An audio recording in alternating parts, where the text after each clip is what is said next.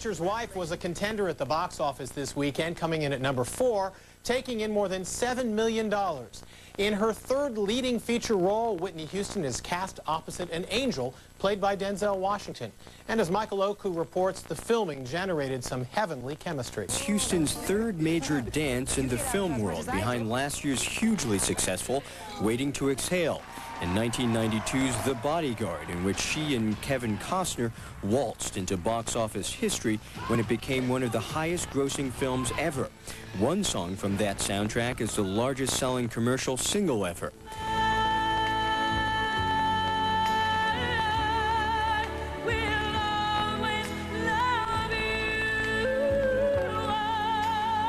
Something to fall back on if this movie thing pans. Do you enjoy doing this film thing? Sometimes. Not all the time. I'm not crazy about it. What do you mean by that? I don't really like particularly getting up at 6 in the morning to do anything. I'm music, man. I usually just go and do my gig and go home. You know, and I got to do this thing, man. It's just like, you know, I'm grateful. I thank God. I thank him because I get to do some great work with some great people. And while she's working, she still gets to go back to church to sing old-time, down-home gospel. Michael Oku, CNN, New York.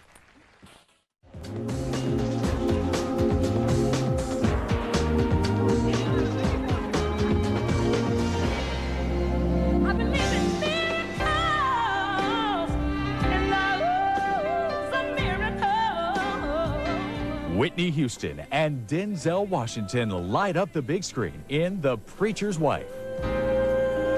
When she opens her mouth to sing, she is the eighth wonder of the world. When he grins at you, it's like a light. Background actor! And look like you're having a good time!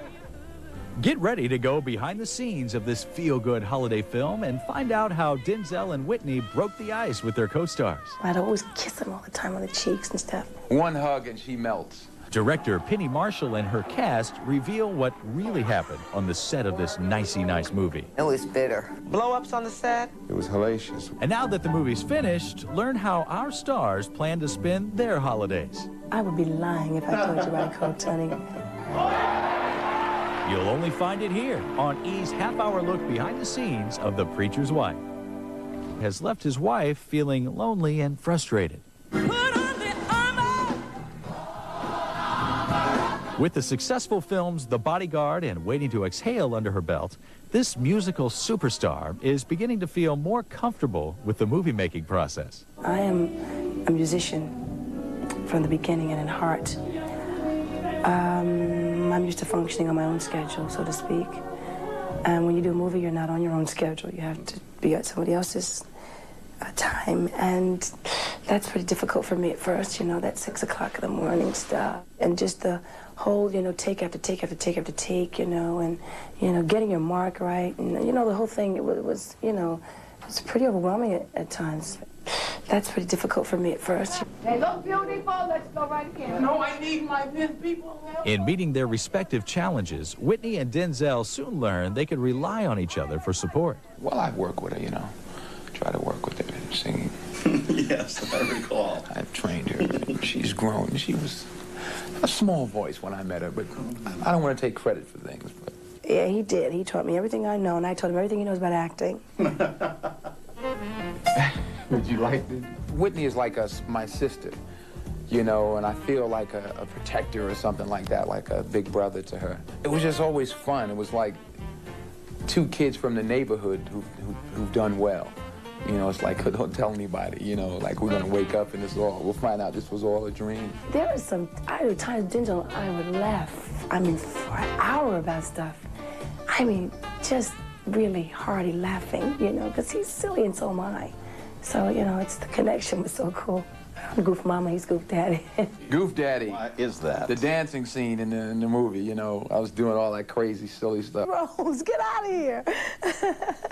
No, I don't think they care. Gregory Hines also stars as Joe Hamilton, the town's ruthless real estate magnate. And Lionel Richie makes an appearance as the owner of a jazz club. Most of the actors knew each other from their early days as struggling performers.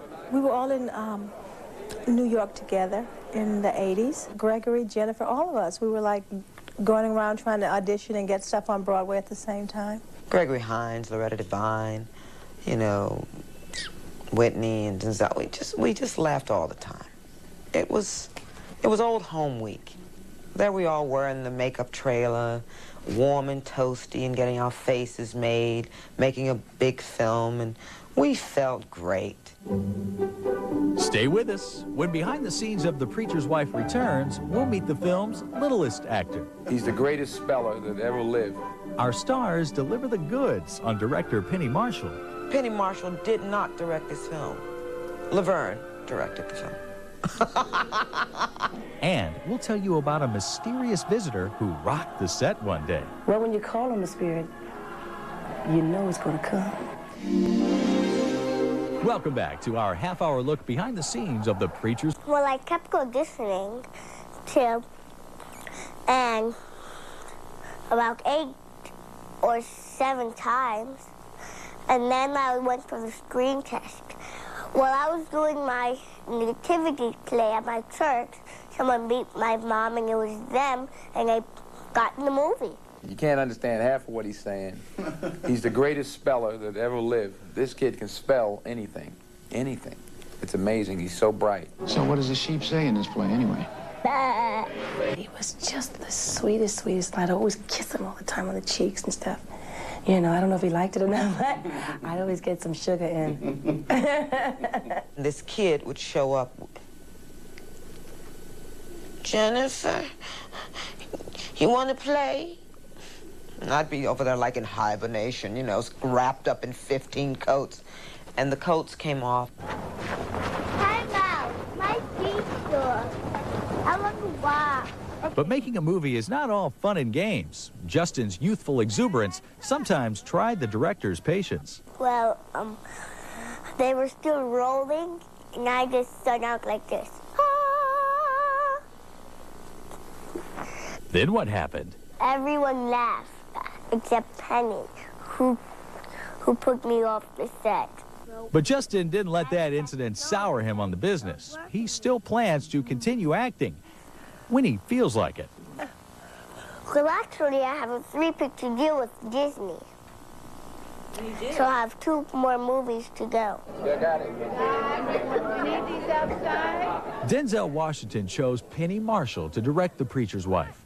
The former sitcom star has built a solid career directing uplifting films such as Big, Awakenings, and A League of Their Own.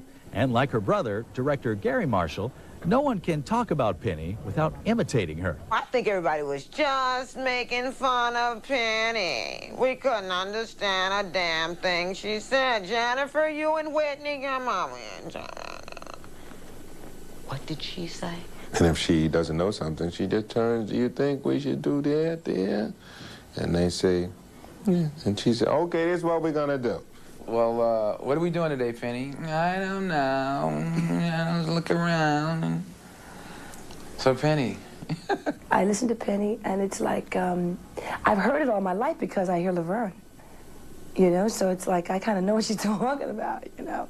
But the favorite one that we all love is, all right, you know, it's the one, all right, you ready? That's the one we all love, yeah. Life is always awful to her. It just seems like it's all going to end in any moment. You give her a hug and she just melts. She's a sweet lady. Loud, I can't hear you. No one could blame Penny for whining on this movie. She shot The Preacher's Wife last year in the Northeast during one of that region's most brutal winters. It was bitter. So everyone would huddle in their campers. And instead of, being out there, it was cold.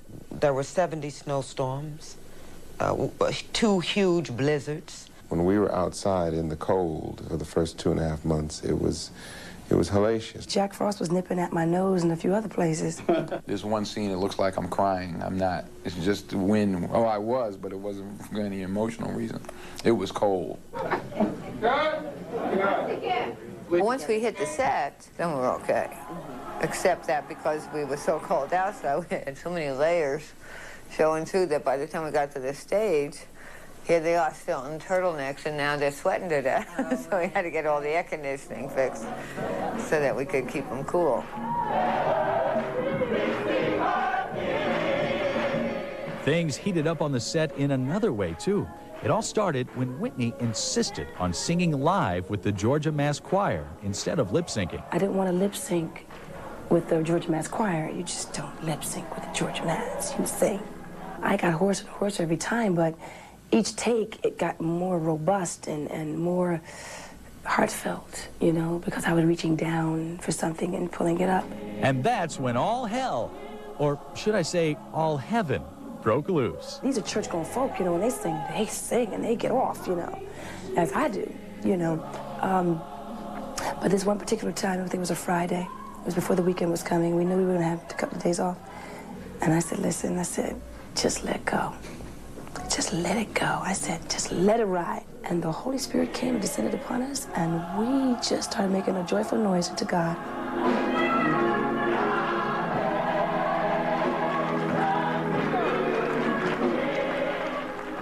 She finishes the song, and then they don't stop. They're yelling cut, and the congregation is going wild, and and the band keeps going, and Whitney keeps going, and there's no yelling cut. They're not listening, and so you just enjoy it. When you call on the Spirit, you know it's going to come.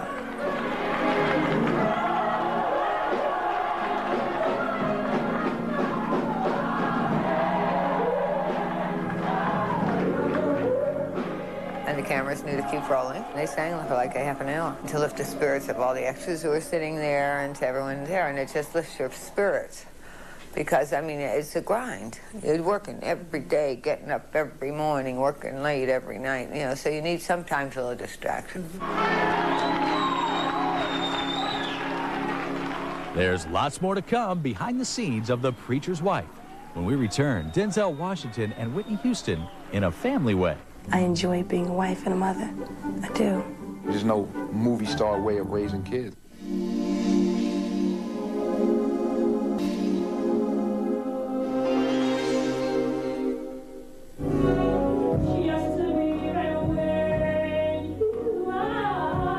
We're back with more behind-the-scenes action from the set of The Preacher's Wife. No, I mean, you know, that's a part of life. I have been low on spirit. I have sometimes forgotten to thank God or pray as often as I should. But I don't intend to lose my faith. We all have made mistakes that hopefully we learn from and grow from. But isn't it harder to stay on the right path when you're rich and famous? You know, fame or fortune or whatever just magnifies what you are and what you have to deal with in your own personal life. So if you have problems, they will be magnified. If you have triumphs, they will be magnified. Superstardom also means living under a magnifying glass. But Whitney, who's constantly hounded by the press, thinks that's a bad analogy. They never get it right, so how much are they really magnifying? How much do they really know? Denzel. Both Whitney and Denzel must juggle the demands of stardom with family life. Denzel has 4 children with his wife Pauletta, and Whitney and her husband Bobby Brown are expecting their second child this summer. This gets crazy, you know? Yes, I bring my life with me, which is my daughter. I bring her with me. I keep her with me as much as I can. As much as I can. And my husband and I try to maintain the fact and try to make sure that when I'm on tour, he's home. When I'm doing something, you know, he travels with me, with her, you know. We just try to keep it where, you know, we're not so extended. It's got to be rough. Sometimes. For he and I, it's rough. Because we don't get to see each other often enough. Denzel tries to check his Hollywood persona at the door when he gets home. You know, we just have a regular family life. You know, I coach sports, you know, football and baseball with my sons and, you know, work on their little electric Jeep. You know, and just try to just do normal things, you know. That doesn't change. There's no movie star way of raising kids, I mean, that I would use. Families, when they get together, you know, especially when you have jobs like Bobby and I have, and you don't get to see them through the year. You know, this past Thanksgiving, I had all my in-laws to the house, and we just had the best time. I would be lying if I told you I cooked, honey. I'm in my hometown at Christmas time. My birthday's coming up in 2 weeks. It's my time of the year. We're in a lovely, fun-filled, happy, kind of upbeat movie. I mean, what's there to complain about? This Christmas, we're just going to be a little smaller, just my husband and my children. And my brother and his kids and stuff, you know, be very small. Well, I just love everything about Christmas, you know. I love waking up in the morning, you know, sneaking down there early. You know, now it's for some, well, I can't say what I do because my children might be watching. We usually send the kids to bed about maybe 11 o'clock, 12 midnight. You know, we watch TV, tell stories, stuff like that, you know, drink a little eggnog, you know, a little rum in it or whatever, you know. And then later on, we try to put the toys together. Which is not cool. Some assembly required. Oh, man, and that's the fun part. That's when the fun begins. Don't look for Penny Marshall this Christmas. By the time you see this, she'll be vacationing in Cambodia and Laos. Apparently, the director doesn't like to be in town when her movies hit the screen. I don't like to be around when the picture opens. Why? Because I don't want to hear they call you with numbers, they call you with this. I'd rather go away. So if you're watching E! from Southeast Asia, Merry Christmas, Penny, and we hope your picture will be well received. Who we met as a singer, talking about acting. Did you always have that on your map, or is this just something that you're learning as you go along? You know, I'm learning as I go along, but I never knew that this would happen like this. You know, if you'd have told me 10 years ago I'd be doing a film with Denzel Washington, I'd have told you, yeah, right. You know, or that I would do a film that became the 10th best-selling movie of all time. I joke, you know, or that I would even be in the same movie with Angela Bassett. I would thought you were kidding me, you know. But it worked that way. I think that Hollywood remembers music and movies do fit like a hand in glove.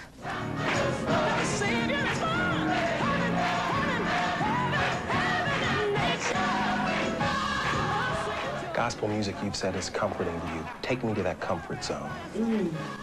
If you just can imagine just putting an album on that's filled with praise and just closing your eyes and allowing it to just take you over. And kind of remembering the times when you thought, boy, how am I gonna get out of this mess? And somehow works it out, you know? Whitney, I'm married, you're married. Yes. Marriage is ups, it's downs, but it's a commitment to your partner. But most people don't have to go through the ups and downs on the stage that you're on. What have you learned about all of this? About just being married? I mean, you know, it's unfortunate that we can't be married and not be under a microscope. I would love to go through my marriage and be very private. But there's so many disrespectful people who obviously have the morals of a snake or something like that. And, you know, the thing that Bobby and I kind of remember is that we married each other, and we didn't marry the world. And whatever problems we got to work out, we'll work them out. But it's, as my mother Shirley Caesar would say, it's called stickability. It's the ability to stick and to stay. You know, because, you know, everything's going to be all right if you just stay, you know, and then you find out what it's all about. It's got to be worth the trip. It's got to be worth the trip. I'm a father, you're a mother. Before we became parents, all these new parents would walk around and they were crazy, and we think, oh, they're crazy. Then we become, and we're crazy. And we're crazy, right? Tell me a little bit about that. Showing the pictures and so proud of your babies and... God, I am crazy. I am crazy about Christina. I am crazy about her.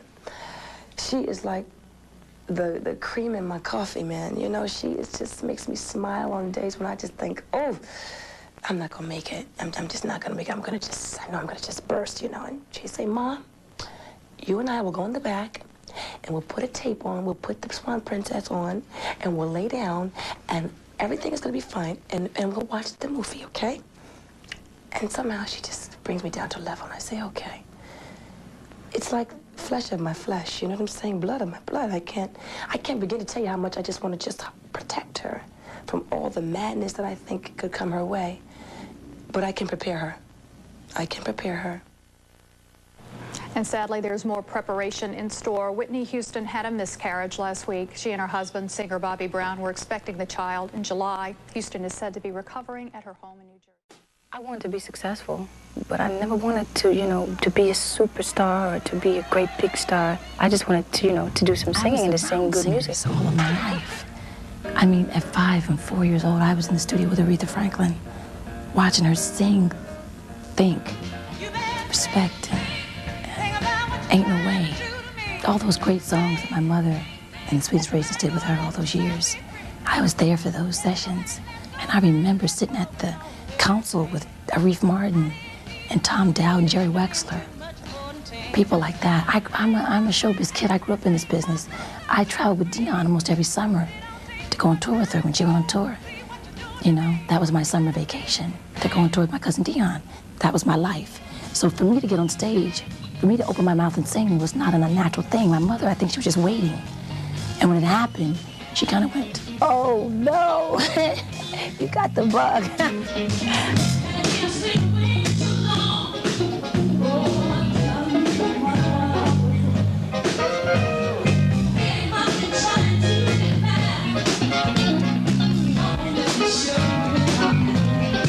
And I said, okay, Ma, I want to be a singer. She said, oh, really? She said, oh, that's nice, very nice. She said, because you have a great voice. I said, really? Come from my mother, that was a compliment. But my mother was very honest with me. And she said, okay, so you want to be a singer, it's cool. You want to be in show business? And I thought to myself, at the tender age of about 12, I said, isn't that basically the same thing? I mean, I want to be a singer, Ma, that's what I want to do. She said, no, you can sing right here in this kitchen. You can sing in church. You can sing sitting at a desk in an office somewhere if that's what you want to do. She said, but if you want to be in show business, here begin at the lesson. Just remember, life can be a circus. They'll underpay us and overwork us, and though we seldom get our due, but when each day is through, we'll take our tired bodies home and look around and know it's me and you and me and you against the world. We did it, huh? The first time I ever went to see Whitney was at Sweetwater's, which is a small club in New York. And she was doing 2 or 3 numbers in the act of her mother, Cissy Houston. And she was singing along with her brother as backup singer for Cissy Houston. But in the middle of the act, she did have an opportunity to do 2 songs. Actually, there were songs from Broadway shows. Well, one was Tomorrow, and then she did The Greatest Love of All.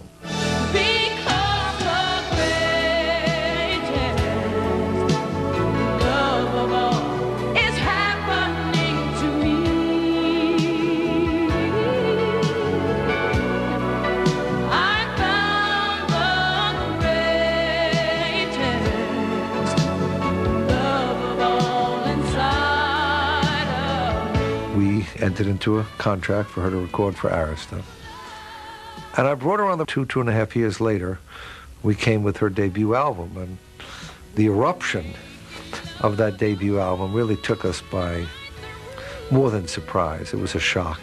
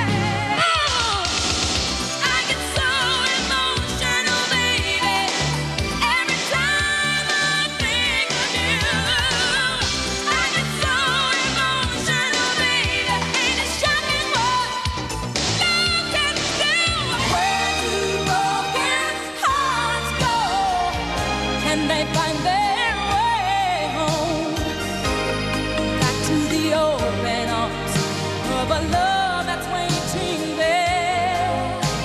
And if somebody loves you, won't they always love you? This is the goal. I mean, to get into music business and to actually have mass appeal, for black artists, it's uncommon. You know what I mean? I didn't know it was going to happen to me. I didn't plan for it to happen, but it did. And I accepted it with open arms. I said, thank you, Lord. You know, my mother and my family was in the business, so it kind of gave me a footstep in the door. But once I got in there, I had to prove myself. 'Cause tonight is the night that I'm feeling alright. We'll be making love the whole night through. Whitney,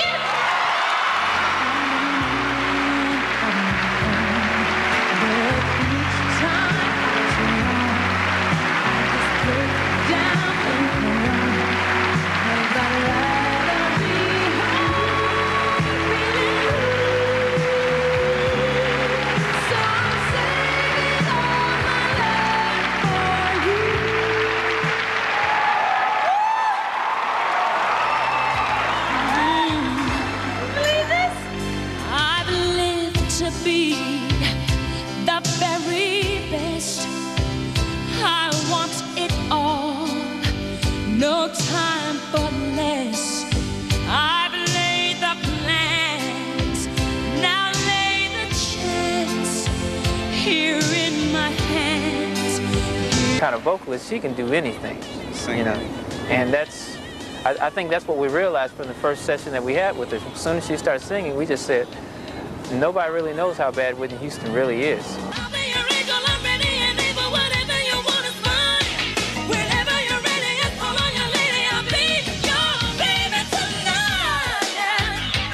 It's more than a notion just to get up and go to singing, you know what I mean? It takes a lot of, for me, it took a lot of years. You know, it took a lot of years to learn my craft, to learn to get my chops, to learn how to relate to people in the audience, to learn how to stand on the stage and actually sing and belt out what is inside of here, you know. Sometimes that sounds so corny because I just think that everything that, you know, I say sometimes just like my mom and, you know, but it is my mother because I had examples in my home.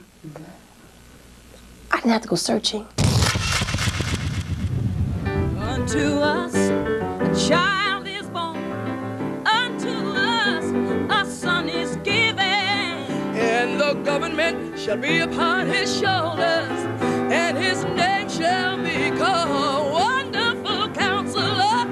I had a home with two parents, my mother and father, and my brothers.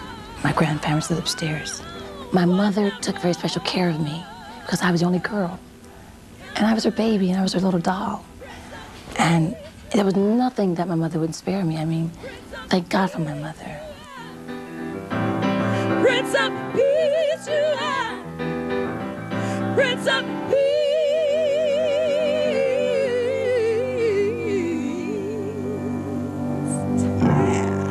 Sometimes it sounds so corny because I just think that everything that, you know, I say sometimes just like my mom and, you know, but it is my mother because I had examples in my home.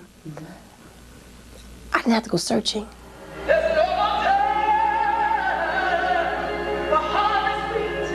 My mother was born and raised and bred in church. So she always had a perspective. She always had a focus. My mother never went left or right. She never got involved in what was the party scene.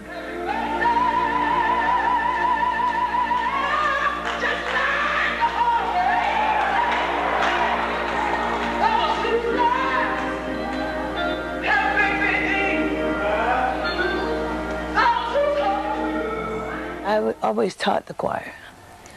I was the minister. Well, I wasn't the minister of music at the time. They didn't have one, but I liked the minister of music because I taught 3 choirs, and she was in the kids choir.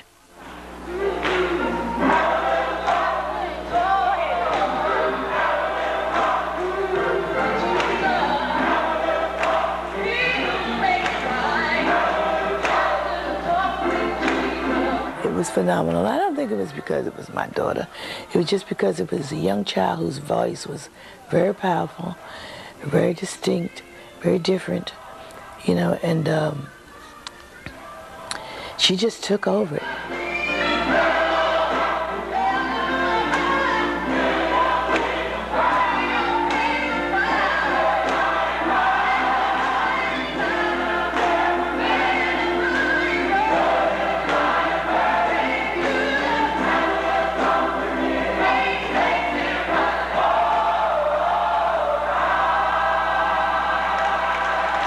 I didn't have any aspirations as far as a career for her was concerned. All I really expected of my children was to be really wonderful human beings and to be the best that they could be.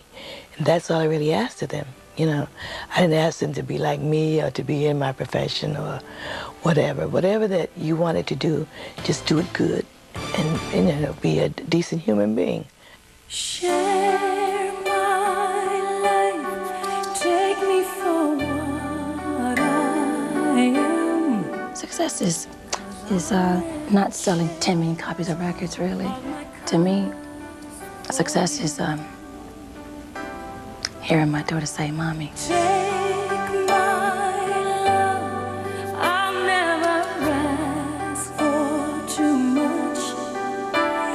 I don't think I will ever do anything greater than have a baby. I mean, it is the most incredible thing I have ever experienced in my life. And I've been a lot of places and I've seen a lot of faces. But this right here, only God can do. And now I know what my parents felt. I believe the children are our future. Teach them well and let them lead the way. Show them all the beauty they possess inside. I was raised to be, when people are in need, you give them where they need. If somebody needs a shirt, you have one, give it to them. If you have a jacket, extra jacket, you have extra shoes, give. I mean, what are you gonna do? Is it better to hold your hands like this and receive nothing, or better to open it and give, and God will bless you tenfold? I present to you the 1995 VH1 Honors Award. And as you sang in one of your beautiful songs, I believe the children are our future. Teach them well and let them lead the way. So. I'd like to thank my mother, who is the director of my foundation, and my mom is head of my foundation. And everything that I do through the foundation, she taught me how. Take from me, they can't take away my dignity. I've seen a lot of sick children, healthy children, lots of children all over the world. And my main concern was to try and reach out to them and give them my hand in a way where I couldn't physically do it, but my foundation can reach out and help them where I can.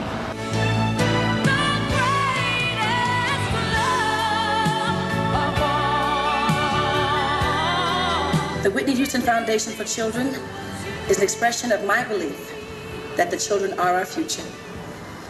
But in order to prepare them to lead the way, we must first help to make sure that they have a safe place to live, decent food to eat. I sing, it's got to be real. I got to feel it in my heart, or I won't sing it. I would love to do, some movies, in the future, but I don't know when or where. I take those things day by day. If the right script comes along and I feel it's the right vehicle, then, maybe we'll do it.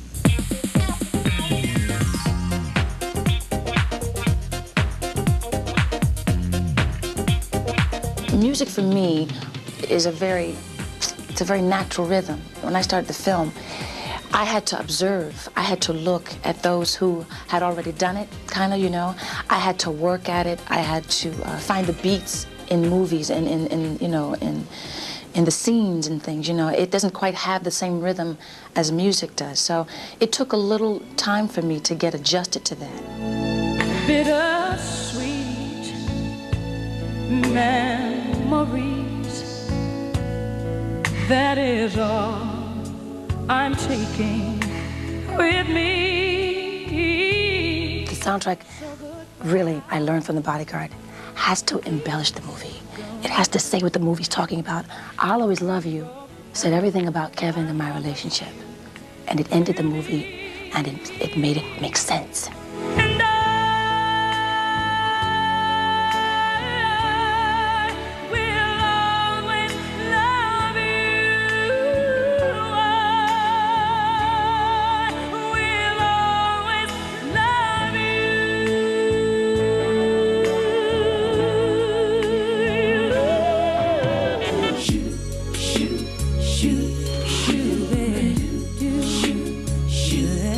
My first dramatic role, really, without being a singer or portraying one, at least. This one, I thought, yeah, this is great because then I can just do this movie with just acting and I don't have to do any singing. I thought I was gonna get away with it, but I didn't. There's a line in a song called Exhale. When you've got friends to wish you well, you'll find your point when you'll exhale. You know, and that's what we're all about. That's what the four ladies are all about. When you've got friends to wish you well, you'll find your point when you will exhale, yeah. Say. The films that have come out on me that I've done just required someone who can sing, but who can interpret and deliver and make it believable. From The Bodyguard to the soundtrack and film. Like going back home again, where I belong. Gospel for me is the music I've loved for so long. I was raised singing it. It taught me a whole lot about singing, about what singing really is. So, and then it's a wonderful way to praise. Marsha was saying, and cut, and nobody heard a word. She went, and cut, and the music, and she said, and cut. So she finally gave up because we took off. Sometimes he came to visit, and they just got carried away and went singing for a half an hour. And there was no yelling, cut. Penny said cut. We couldn't cut because it was just too good to stop. We got all excited up in there, and God had his way. He came down and just showered the Holy Spirit on us, and we were blessed that night to be able to praise him in the open forum of people who have never. Whitney and Bobby Brown's daughter, Bobby Christina, is now 3 years old. During a recent interview, Whitney said she and Bobby were hoping for a boy in July so their daughter would have a brother. Whitney's publicist says that she's recuperating at home with her husband by her side. The Preacher's Wife was number 4 at the box office last week, selling $9.5 million worth of tickets. The Preacher's Wife, pure magic. Siskel and Ebert give it 2 thumbs up. Denzel Washington and Whitney Houston light up the screen. You've been an angel. You'd be surprised how many people tell me that. The Preacher's Wife. Christmas continues, and if you are like me, still scrambling for gifts to give, well, maybe the likes of Whitney Houston or Streisand or Madonna can help. Here's how it works. You go see a movie. If you like what you saw, or more importantly, what you heard, just go buy the soundtrack. The music supports the movie, and the movie tells a story about the music. Big-name stars are making movies and music a winning combination this holiday season. You must love me. Evita is Mama Madonna's second baby. The soundtrack includes You Must Love Me and Don't Cry for Me, Argentina. Don't cry for me, Argentina. I have given birth to something very beautiful, and I'm very proud of it. Whitney Houston says CDs like The Preacher's Wife, which includes the song I Believe in You and Me, allow the audience to take a little bit of the movie home with them. They'll enjoy having seen what they saw and come back home and play it and remember the good feelings that they felt during the film.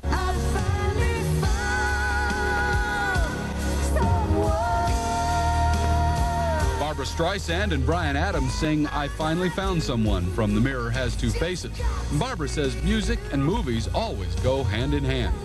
I see film as a symphony, and there are legato parts, you know, flowing and smooth, and then there's staccato parts, short and fast. But into the sea creeps God. Springsteen's song Secret Garden makes the Jerry Maguire CD as attractive as the movie's leading man, Tom Cruise. Of course, Whitney Houston has good reason to expect great things from her soundtrack from The Preacher's Wife, because the #1 selling movie soundtrack album of all time is, you remember, The Bodyguard.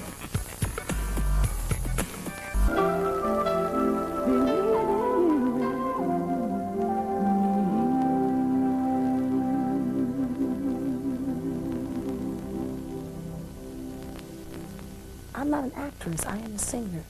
You know what I'm saying? I'm a singer who can act. I believe in miracles, and love is a miracle. I am not like Angela Bassett. I don't like try to gain 20 pounds to do a part. I don't try to lose 20 pounds to do a part. If you want Whitney Houston, you want me because you want me to basically sing in your movie. Cool. You see? And that's what that is, you know, so I'm not trying to play like, you know, these, you know, like Mel. I ain't trying to do those things. I ain't going out like that. I ain't going out like that. No. You know, I'm like, you know, I want to play parts that are close to home. All right. I'm going to leave all that alone. So next is the baby, and is there anything that you're working on like down the road from now? Well, Bobby and I are writing scripts and stuff, you know, having a production company in LA and with Disney, and trying to get some good scripts and some pilots going for these kids I know, and you know, Quincy and I are working on some stuff together for TV. Okay. You know, so I got a lot of stuff going on that I don't really necessarily have to be involved in. Right. Brandy's going to do Cinderella next year. Whoa. Yeah, I'm going to produce it. Yeah. I was going to be Cinderella, but Cinderella will not be cute pregnant. So therefore, we need baby girl to do it. And you're going to produce now. Yeah. All right. Ready for that task now? I think so. All right. Yeah, I see how producers do. They just sit back and look. So you got your chair there already and everything. It's all good, what I'm right? Well, thanks for hanging out, man. I wish you the best of luck with whatever you do. Thanks, man. And thank you. You're welcome. Peace. We'll be out of here. I'm living it out right now. This is part of the dream. Living it out right now. This is part of the dream. Living it out right now. This is part of the dream. Whatever colors were the bride's favorites, purple and lavender. So Sylvia created a layered cake and then covered it with thousands of sugar violets that made the real flowers shrink in comparison. It took a day to bake the cake. That's the easy part. It's the flowers. The flowers we started making 6 weeks in advance. Because if you know what violets look like, they're tiny flowers. You need thousands of them to fill a multi-tiered basket cake. Standing 7 feet tall, Whitney Houston's spectacular cream-filled butter cake served 8 dozen.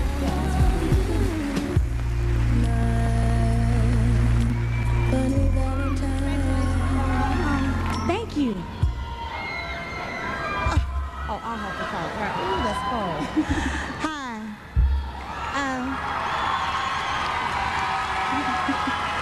This is really cool. This is the first time I've held one of these.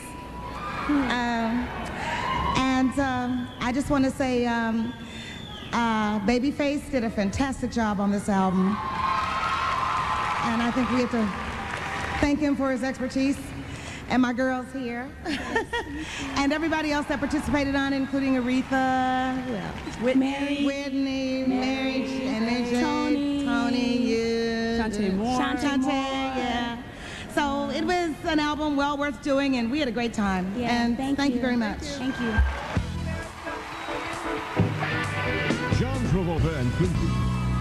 The nominees for a favorite adult contemporary artist are all women this year. One of them is the biggest selling artist of the 90s. Another set a new endurance record for staying at the top of the adult contemporary chart for 19 weeks. And the last one is a music superstar who also had 3 hit movies. For favorite adult contemporary artist, Mariah Carey.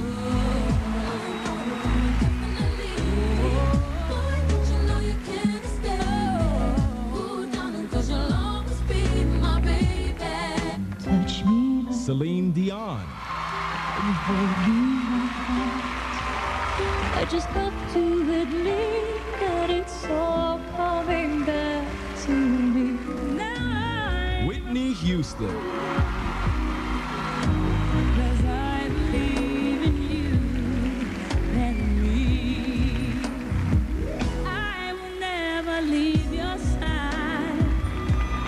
And the winner is... Whitney Houston.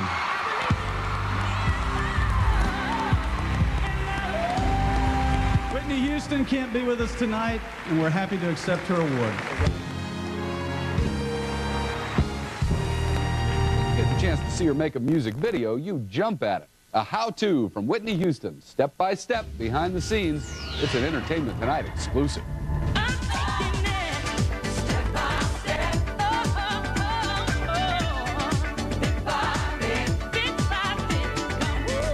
It's the latest single release from the Preacher's Wife hit soundtrack. And as the song goes, Whitney Houston is taking it step by step as she shows us in this first look the making of the music video.